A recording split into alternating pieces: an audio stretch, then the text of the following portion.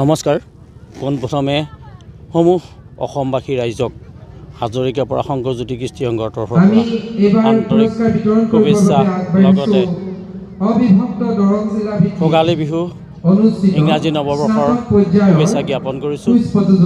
আমি তিনিদিনীয়া বৰ্ণাঢ্য কাৰ্যসূচীৰে শংকৰজ্যোতি কৃষ্টি সংঘৰ সোণালী জয়ন্তীৰ ব্যাপক প্ৰস্তুতি চলাইছিলোঁ আজিৰ পৰা 6 মাহমান আগৰ পৰা, আৰু আহি মূৰকত আজি দ্বিতীয় দিনত ভৰি দিছে। যোৱা দুদিন সুন্দৰভাৱে অনুষ্ঠান ৰূপায়িত হৈছে। বিভিন্ন অনুষ্ঠান অনুষ্ঠিত হৈ গৈছে, বিভিন্ন ঠাইৰ পৰা বিভিন্ন লোক সমাগত হৈছে।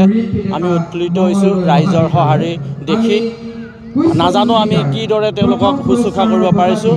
আজি তৃতীয় দিনৰ সামৰণি দিনৰ আজি দ্বিতীয় কাৰ্যসূচী শোভাযাত্ৰা চলি আছে। লগতে মঞ্চত সাহিত্য শাখাৰ পুৰস্কাৰ বিতৰণ অনুষ্ঠান চলি আছে। 1 বজাৰ পৰা মুকলি সভা হ'ব, তাৰ আগে প্ৰীতি ভোজন হ'ব, আৰু সন্ধিয়া সাংস্কৃতিক সন্ধিয়া হ'ব। অসমৰ জনপ্ৰিয় কণ্ঠশিল্পী দীক্ষু শৰ্মাক আমি আমন্ত্ৰণ জনাইছোঁ, আৰু তেখেতসকলে আমাক ফোনত যোগাযোগ কৰিছে। তেওঁলোক সঠিক সময়মতে আহি পাব, আৰু তাৰ আগতেই আমাৰ থলুৱা কৃষ্টি কিছু অলপ প্ৰদৰ্শিত হ'ব। সমূহ ৰাইজৰ সকলো ধৰণৰ সহায় সহযোগিতা উপস্থিতি আমি আন্তৰিকতাৰে কামনা কৰিছোঁ।